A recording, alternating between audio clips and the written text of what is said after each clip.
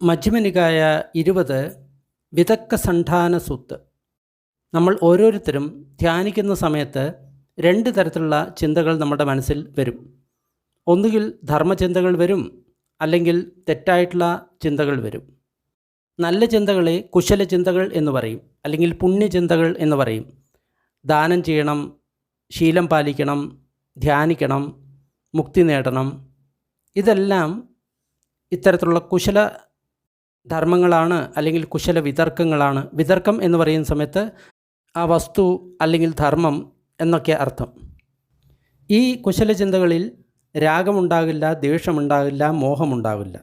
എന്നാൽ ചില ചിന്തകൾ അകുശല ചിന്തകളാണ്. നമ്മുടെ മനസ്സിൽ മിക്കവാറും ഈ അകുശല ചിന്തകളായിരിക്കും വരിക.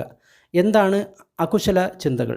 അതായത് രാഗമായിട്ട് ബന്ധപ്പെട്ടത്, ദ്വേഷമായിട്ട് ബന്ധപ്പെട്ടത്, മോഹമായിട്ട് ബന്ധപ്പെട്ട ചിന്തകൾ. അതിനെയാണ് അകുശല ചിന്ത അല്ലെങ്കിൽ പാപചിന്ത എന്ന് പറയുന്നത്. നമ്മൾ സാധാരണയായിട്ട് പാപം എന്ന് പറയുന്ന സമയത്ത് ആട്ടിനെ, മാട്ടിനെ, അതേപോലെ തന്നെ കോഴികളെ കൊല്ലുക, വ്യഭിചാരം ചെയ്യുക, ഇതൊക്കെയാണ് നമ്മൾ വലിയൊരു പാപകർമ്മമായിട്ട് കരുതുന്നത്. ഒട്ടും തന്നെ സംശയമില്ല, ഇത് പാപകർമ്മങ്ങൾ തന്നെയാണ്. എന്നാൽ ബുദ്ധൻ പറയുന്നത് നമ്മുടെ പഞ്ചേന്ദ്രിയങ്ങളെ സംബന്ധിച്ചിട്ടുള്ള കാര്യം, അതായത് ഇഷ്ടമുള്ള രൂപം, ഇഷ്ടമുള്ള ഗന്ധം, ഇഷ്ടമുള്ള ശബ്ദം, ഇഷ്ടമുള്ള രുചി, ഇഷ്ടമുള്ള സ്പർശം, ഇതിലൂടെ നമ്മൾ സുഖം അനുഭവിക്കുന്ന സമയത്ത് അതിനെയാണ് അദ്ദേഹം അകുശല ചിത്തം എന്ന് പറയുന്നത്, അല്ലെങ്കിൽ പാപചിത്തം എന്ന് പറയുന്നത്.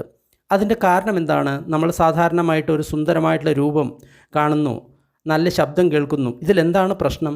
ഇതിൽ പ്രശ്നം എന്താണെന്ന് വെച്ച് കഴിഞ്ഞാൽ നമ്മൾക്ക് രാഗമുണ്ടാകുന്നു, ആസക്തി ഉണ്ടാകുന്നു. അതുമൂലം ഇത് എൻ്റെയാണ് എന്ന ഒരു തോന്നൽ ഉണ്ടാകുന്നു. ഈ ശരീരം ഞാനാണ്, ഈ അനുഭവിക്കുന്നത് ഞാനാണ്, മനസ്സിലുള്ളത് എൻ്റെയാണ് എന്ന ഒരു മിഥ്യാബോധമുണ്ടാകുന്നു. ഇവിടെയാണ് പ്രശ്നം. അപ്പോൾ നമ്മളുടെ ഈ ശരീരബോധത്തെ നമ്മൾ പുഷ്ടിപ്പെടുത്തുകയാണ് ചെയ്യുന്നത്.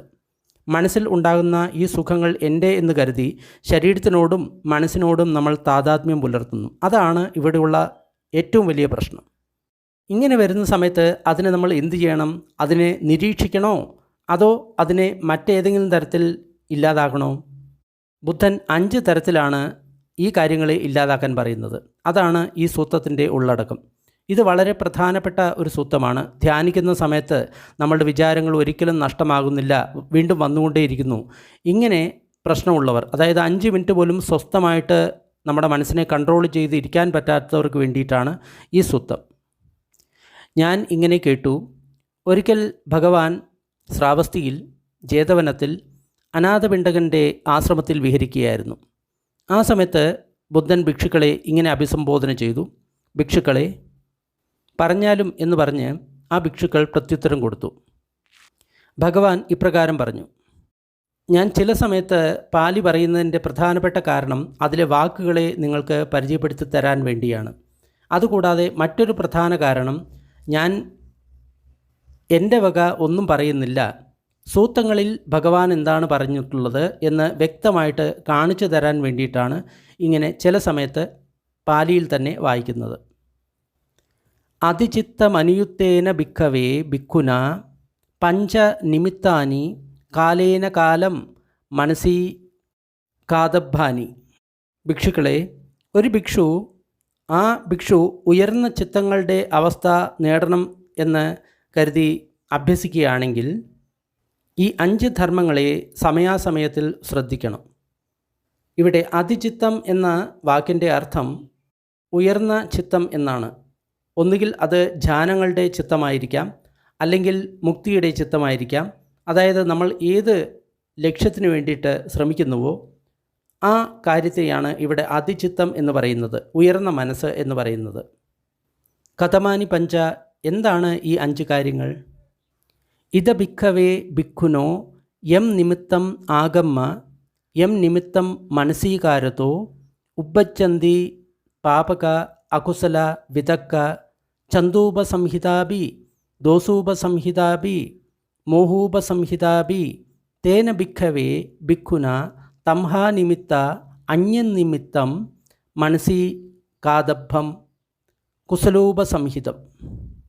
ഭിക്ഷുക്കളെ, ഏതെങ്കിലും ഒരു ഭിക്ഷു നിമിത്തത്തെ ശ്രദ്ധിക്കുകയാണെങ്കിൽ നിമിത്തം എന്ന് പറയുന്നത് ഇവിടെ ധ്യാനവസ്തു എന്നാണ് അർത്ഥം. അതിനെ ശ്രദ്ധിക്കുന്ന സമയത്ത്, അതിൽ മനസ്സിൻ്റെ ശ്രദ്ധ വയ്ക്കുന്ന സമയത്ത്, ആ സമയത്ത് ആ ഭിക്ഷുവിൻ്റെ മനസ്സിൽ പാപക അകുശല വിതക്ക, പാപങ്ങളായിട്ടുള്ള അകുശല വിതർക്കങ്ങൾ അല്ലെങ്കിൽ അകുശലമായിട്ടുള്ള വസ്തുക്കൾ, ചിന്തകൾ എന്നൊക്കെ അർത്ഥം ഉണ്ടാകുന്നതാണ്. ചന്ദൂപസംഹിതാബി, ദോസൂപസംഹിതാബി, മോഹൂപസംഹിതാബി. ആ നിമിത്തം എന്ന് പറയുന്നത് അത് ചന്ദൂപസംഹിതാബി, ചന്ത അല്ലെങ്കിൽ ആഗ്രഹം അതോട് കൂടിച്ചേർന്നത് ആയിരിക്കും. ഇവിടെ ചന്ത എന്ന് പറയുന്നത് കാമചന്തങ്ങളെയാണ് പറയുന്നത്. അതായത് രാഗവുമായിട്ട് ബന്ധപ്പെട്ടത്. എനിക്ക് ഇഷ്ടമാണ് എന്ന് നമ്മൾ വിചാരിക്കുന്ന ആ 5 ഇന്ദ്രിയ തലങ്ങളിലുള്ള ആ കാമത്തിനുള്ള ആഗ്രഹം അല്ലെങ്കിൽ ആ രാഗത്തിനുള്ള ആഗ്രഹം, അല്ലെങ്കിൽ ദോസൂപസംഹിതാബി അല്ലെങ്കിൽ ദ്വേഷവുമായിട്ട് എനിക്കിഷ്ടമല്ല എന്ന് പറയുന്ന ആ കാര്യങ്ങളുമായിട്ട് യോജിക്കപ്പെട്ട ആ ഒരു നിമിത്തം, അല്ലെങ്കിൽ മോഹൂപസംഹിതാബി, മോഹവുമായിട്ട് ബന്ധപ്പെട്ട ആ നിമിത്തം. അങ്ങനെ വരുന്ന സമയത്ത് ആ ഭിക്ഷു ആ നിമിത്തം ഉപേക്ഷിച്ച് മറ്റൊരു തലത്തിലുള്ള കുശല നിമിത്തത്തിൽ ശ്രദ്ധ വയ്ക്കണം. അതായത് ഇവിടെ പറയുന്നത് നമ്മളുടെ മനസ്സ് നമ്മളുടെ ധ്യാന വസ്തുവിൽ വയ്ക്കുകയാണ് എന്ന് വിചാരിക്കുക. ഉദാഹരണമായിട്ട് നമ്മുടെ ശ്വാസത്തിൽ, അതാണ് ഈ സമയത്ത് നമ്മളുടെ നിമിത്തം. ശ്വാസത്തിൽ നമ്മൾ ശ്രദ്ധ വെച്ചുകൊണ്ടിരിക്കുകയാണ്. ഉടൻ തന്നെ നമ്മുടെ മനസ്സിൽ ഒരു അകുശല ചിന്ത ഉണർന്നു. അത് ഒരുപക്ഷെ രാഗവുമായിട്ട് ബന്ധപ്പെട്ടതായിരിക്കാം, ദേഷ്യവുമായിട്ട് ബന്ധപ്പെട്ടതായിരിക്കാം, മോഹവുമായിട്ട് ബന്ധപ്പെട്ടതായിരിക്കാം. അങ്ങനെ ഒരു അകുശല ചിന്ത ഉണർന്നു.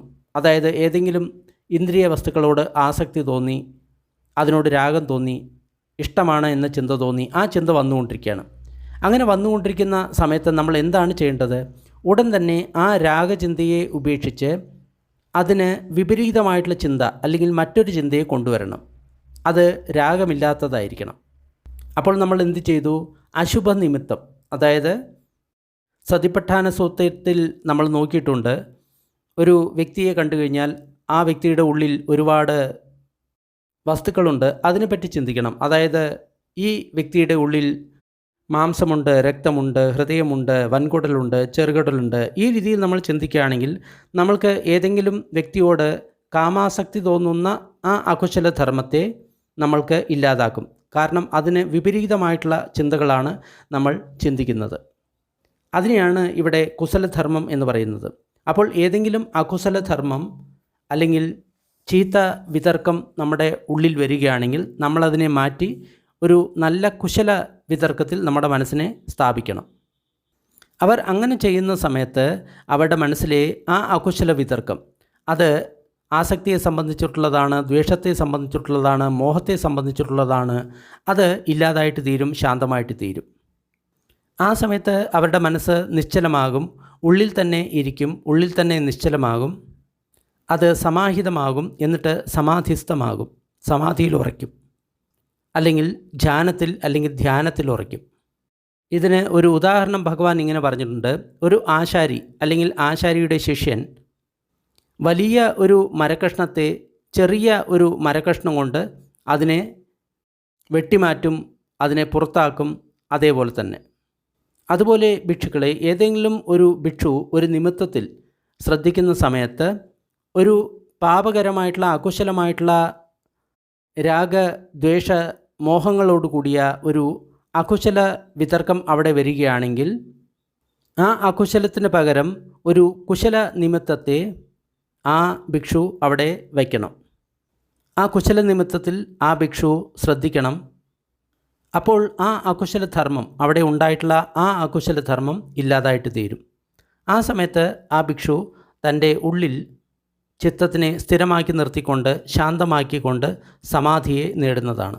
ഇത് വീണ്ടും വീണ്ടും ആവർത്തിക്കുന്നതാണ്. അപ്പോൾ ഞാൻ സംക്ഷിപ്തമായിട്ട് പറയാം.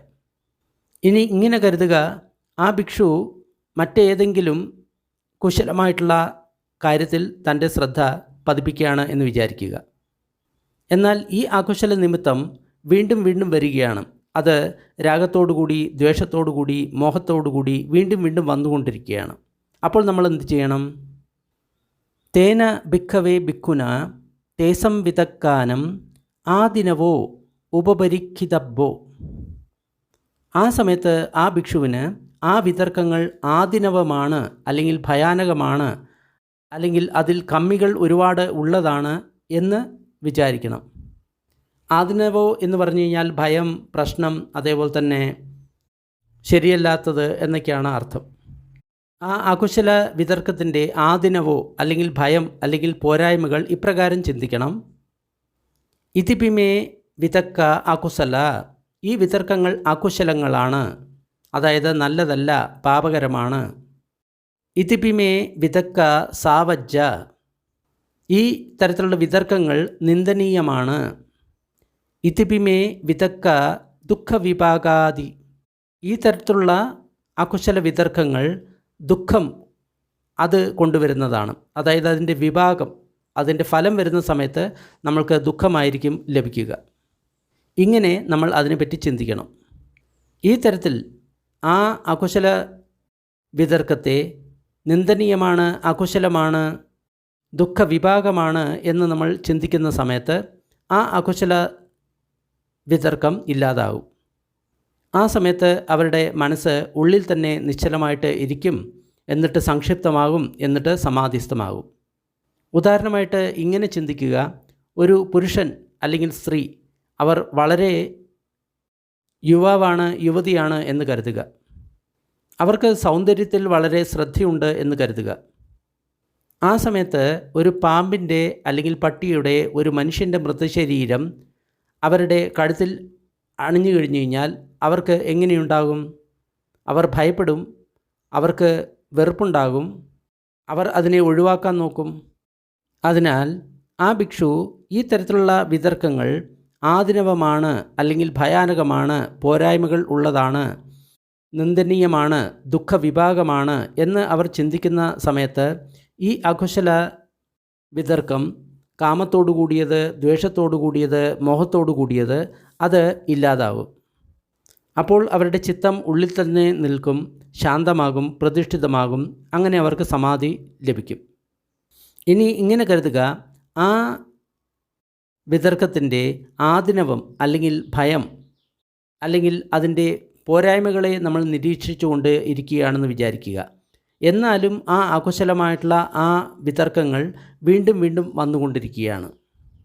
കാമസംബന്ധിയായ, ദ്വേഷസംബന്ധിയായ, മോഹസംബന്ധിയായിട്ടുള്ള ആ വിതർക്കങ്ങൾ, ആ അകുശല വിതർക്കങ്ങൾ വീണ്ടും വീണ്ടും വന്നുകൊണ്ടിരിക്കുകയാണ്. അപ്പോൾ ആ ഭിക്ഷു എന്ത് ചെയ്യണം? തേന ഭിക്ഷവേ ഭിക്ഷുണ തേസം വിതക്കാനം അസതി അമനസീകാരോ ആപജ്ജിതബ്ബോ. അങ്ങനെ വരുന്ന സമയത്ത് ആ ഭിക്ഷു ആ വിതർക്കങ്ങളെ അസതി, അതിനെ അറിയരുത്, അതിൽ ശ്രദ്ധ വയ്ക്കരുത്. അങ്ങനെ ചെയ്യുന്ന സമയത്ത് ആ അകുശല വിതർക്കം, കാമത്തോടു കൂടിയത്, ദ്വേഷത്തോടു കൂടിയത്, മോഹത്തോടു കൂടിയത്, അത് ഇല്ലാതായിട്ട് തീരുന്നു. അപ്പോൾ അവരുടെ മനസ്സ് ഉള്ളിൽ തന്നെ സ്ഥിരമാകുന്നു, ശാന്തമാകുന്നു. അങ്ങനെ സമാധി അവർക്ക് ലഭിക്കുന്നു. ഉദാഹരണമായിട്ട് നല്ല കാഴ്ചയുള്ള ഒരു വ്യക്തിയുടെ കണ്ണിന് മുന്നിൽ ഏതെങ്കിലും ഭയാനകമായിട്ടുള്ള, കഷ്ടമായിട്ടുള്ള കാഴ്ചകൾ വരികയാണ് എന്ന് കരുതുക. ആ സമയത്ത് അവർ ഒന്നുകിൽ കണ്ണടയ്ക്കും, അല്ലെങ്കിൽ മറ്റേതെങ്കിലും ദിശകളിലേക്ക് നോക്കും. അതേപോലെ ഈ വ്യക്തി ആ അകുശല വിതർക്കത്തെ ശ്രദ്ധിക്കാതിരിക്കുന്ന സമയത്ത്, അതിനെ നോക്കാതിരിക്കുന്ന സമയത്ത് ആ പാപങ്ങളായിട്ടുള്ള അകുശല വിതർക്കങ്ങൾ, ആഗ്രഹവും ദ്വേഷവും മോഹവുമായിട്ട് ബന്ധപ്പെട്ട ആ അകുശല വിതർക്കങ്ങൾ, അവ ഇല്ലാതായിട്ട് തീരുന്നു. ഇനി ഒരു ഭിക്ഷു ഈ അകുശല വിതർക്കങ്ങളിൽ അസതി അമനസീകാരോ, അതിൽ ജാഗ്രത പുലർത്തുന്നില്ല, അതേപോലെ തന്നെ ശ്രദ്ധിക്കുന്നില്ല. എന്നിരുന്നു കഴിഞ്ഞാലും ഈ അകുശല ധർമ്മങ്ങൾ വീണ്ടും വീണ്ടും വരുന്നു. കാമവുമായിട്ട് സംബന്ധിച്ചത്, ദ്വേഷവുമായിട്ട് സംബന്ധിച്ചത്, മോഹവുമായിട്ട് സംബന്ധിച്ച ആ അകുശല ധർമ്മങ്ങൾ വീണ്ടും വരുന്നു. അപ്പോൾ എന്തു ചെയ്യണം? തേന ഭിക്ഷവേ ഭിക്ഷുന തേസം വിതക്കാനം വിതക്ക സംഘാരസണ്ഠാനം മനസീകാദഭം. അപ്പോൾ ആ ഭിക്ഷു ആ വിതർക്ക സംസ്കാരങ്ങളെ നിർത്തുന്നതിൽ ശ്രദ്ധിക്കണം. അതായത് അകുശലമായിട്ടുള്ള ധർമ്മങ്ങൾ വന്നുകൊണ്ടിരിക്കുന്നു. അപ്പോൾ അത് നമ്മുടെ ഒരു സംസ്കാരത്തിൻ്റെ തന്നെ ഭാഗമാണ്, സംഘാരയുടെ ഭാഗമാണ്. അപ്പോൾ അതിനെ നമ്മൾ നിർത്താൻ നോക്കണം. ആ വിതർക്ക സംസ്കാരത്തെ നമ്മൾ നിർത്താൻ നോക്കണം, അതിൽ ശ്രദ്ധിക്കണം. വിതർക്ക സംസ്കാരങ്ങളെ നിർത്തുന്നതിന് നമ്മൾ ശ്രദ്ധിക്കണം. അതായത് നമ്മുടെ മനസ്സിൽ ഒരു ഹാബിറ്റ് പാറ്റേണായി ആ വിതർക്കങ്ങൾ വന്നുകൊണ്ടേയിരിക്കുന്നു, അകുശല വിതർക്കങ്ങൾ വന്നുകൊണ്ടേയിരിക്കുന്നു. അപ്പോൾ അങ്ങനെ ആകുന്ന സമയത്ത് നമ്മുടെ മനസ്സിൻ്റെ സംസ്കാരം ആ പ്രകാരത്തിലായി. അതിനാൽ അതിനെ നമ്മൾ നിർത്താൻ നോക്കണം. അങ്ങനെ ചെയ്യുന്ന സമയത്ത് ആ അകുശല വിതർക്ക സംഘാരങ്ങൾ അത് നഷ്ടമാവുന്നു. കാമത്താൽ, ദ്വേഷത്താൽ, മോഹത്താൽ ബന്ധപ്പെട്ട ആ വിതർക്കങ്ങൾ ഇല്ലാതാവുന്നു. അവരുടെ മനസ്സ് ഉള്ളിൽ പ്രതിഷ്ഠിതമാകുന്നു, ശാന്തമാകുന്നു, സമാധിയിൽ മുഴുകാൻ തുടങ്ങുന്നു. ഒരു വ്യക്തി വേഗത്തിൽ നടക്കുകയാണെന്ന് വിചാരിക്കുക. അപ്പോൾ അവർ ഇങ്ങനെ വിചാരിക്കും, ഞാൻ എന്തുകൊണ്ടാണ് വേഗത്തിൽ നടക്കുന്നത്, എന്തുകൊണ്ട് ഞാൻ പതുക്കെ നടന്നുകൂടാ? അപ്പോൾ അവർ പതുക്കെ നടക്കാൻ തുടങ്ങും. അപ്പോൾ അവർ ചിന്തിക്കും, എന്തുകൊണ്ടാണ് ഞാൻ പതുക്കെ നടക്കുന്നത്, എന്തുകൊണ്ട് ഞാൻ ഒരു സ്ഥലത്ത് നിന്നുകൂടാ? അപ്പോൾ അവർ ഒരു സ്ഥലത്ത് നിൽക്കും. അപ്പോൾ അവർ ഇങ്ങനെ വിചാരിക്കും, എന്തുകൊണ്ടാണ് ഞാൻ ഒരു സ്ഥലത്ത് നിൽക്കുന്നത്, എന്തുകൊണ്ട് ഞാൻ ഇരിക്കുന്നില്ല? അതിനാൽ അവർ ഇരിക്കും. ഇരിക്കുന്ന സമയത്ത് അവർ ഇങ്ങനെ വിചാരിക്കുന്നു, എന്തിനാണ് ഞാൻ ഇരിക്കുന്നത്, എന്തുകൊണ്ട് ഞാൻ കിടക്കുന്നില്ല? അപ്പോൾ അവർ കിടക്കും. ഇപ്രകാരം ആ വ്യക്തി സ്ഥൂല ശരീരത്തിൻ്റെ അവസ്ഥകളെ ഉപേക്ഷിച്ച് സൂക്ഷ്മമായിട്ടുള്ള ശരീരത്തിൻ്റെ അവസ്ഥകളിലേക്ക് പോകുന്നു. ഇപ്രകാരം ഒരു ഭിക്ഷു അത്തരത്തിലുള്ള അകുശല വിതർക്കങ്ങളെ ശ്രദ്ധിക്കാതിരിക്കുന്ന സമയത്ത്, അതിൽ ജാഗ്രത പുലർത്താതിരിക്കുന്ന സമയത്ത് ഉൽപ്പന്നമായിട്ടുള്ള ആ പാപ വിതർക്കങ്ങൾ, ആഗ്രഹം, ദ്വേഷം, മോഹത്താൽ സംബന്ധിയുമായിട്ടുള്ള ആ അകുശല വിതർക്കങ്ങൾ അത് ഇല്ലാതായിട്ട് തീരുന്നു. അത് ഇല്ലാതാകുന്ന സമയത്ത് അവൻ്റെ ചിത്തം ഉള്ളിൽ പ്രതിഷ്ഠിതമാകുന്നു, ഉള്ളിൽ സ്ഥിരമാകുന്നു, ഉള്ളിൽ സമാഹിതമാകുന്നു. അങ്ങനെ മനസ്സ് സമാധിസ്ഥമാകുന്നു. ഇപ്പോൾ ഇങ്ങനെ സങ്കല്പിക്കുക, ആ ഭിക്ഷു ആ വിതർക്ക സംസ്കാരങ്ങളെ നിർത്തുന്നതിൽ ശ്രദ്ധിക്കുകയാണ്. എന്നാലും ആ അകുശലമായിട്ടുള്ള കാമസംബന്ധമായിട്ടുള്ള, മോഹസംബന്ധമായിട്ടുള്ള, ദ്വേഷമായിട്ടുള്ള ചിന്തകൾ വന്നുകൊണ്ടേയിരിക്കുകയാണ് എന്ന് കരുതുക. അപ്പോൾ ആ ഭിക്ഷു സ്വന്തം പല്ല് കടിച്ച് നാവ് മുകളിലേക്ക് അമർത്തി മനസ്സുകൊണ്ട് അമർത്താൻ നോക്കണം, ഞെരിക്കാൻ നോക്കണം, അമർത്താൻ നോക്കണം. ഇവിടെ ബലപൂർവം ആ മനസ്സിനെ അമർത്താനാണ് പറയുന്നത്.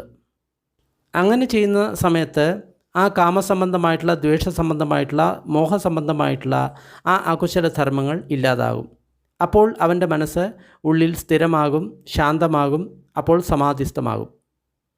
ഇത് ഒരു ബലവാനായിട്ടുള്ള ഒരു വ്യക്തി ദുർബലനായിട്ടുള്ള ഒരു വ്യക്തിയുടെ കഴുത്തിലോ അല്ലെങ്കിൽ തലയിലോ അല്ലെങ്കിൽ ചുമലിലോ പിടിച്ച് താഴെ ഞെരിക്കുന്നത് പോലെയാണ്, അവനെ അമർത്തുന്നത് പോലെയാണ്. അതിനാൽ ആ വിതർക്ക സംസ്കാരങ്ങളെ നിർത്താൻ ശ്രമിക്കുന്ന സമയത്ത് വീണ്ടും അകുശല ധർമ്മങ്ങൾ ഉണ്ടാകുകയാണെങ്കിൽ നമ്മൾ പല്ല് ഞെരിച്ച് നാവ് വായുടെ മുകളിൽ അമർത്തി നമ്മൾ ആ മനസ്സിനെ മനസ്സുകൊണ്ട് ഞെരിക്കണം, അമർത്തണം എന്നാണ് പറയുന്നത്. അതായത് ബലപൂർവമായിട്ട് ആ അകുശല ധർമ്മങ്ങളെ നമ്മൾ ഇല്ലാതാക്കണം എന്നാണ് പറയുന്നത്. അങ്ങനെ ചെയ്യുന്ന സമയത്ത് ആ അകുശല വിതർക്കങ്ങൾ ഇല്ലാതാകുന്നു.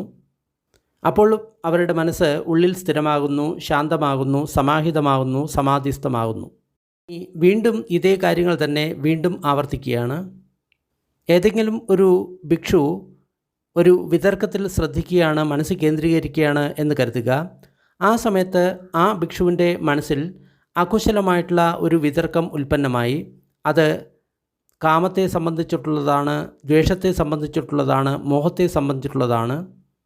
ആ സമയത്ത് ഭിക്ഷു തൻ്റെ മനസ്സുകൊണ്ട് ഏതെങ്കിലും കുശലകരമായിട്ടുള്ള വിതർക്കത്തിൽ ശ്രദ്ധിക്കാൻ ശ്രമിക്കണം.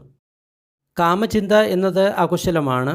അപ്പോൾ നമ്മൾ അശുഭം എന്ന കുശല ചിത്തത്തിൽ മനസ്സിനെ നിർത്തുന്നു.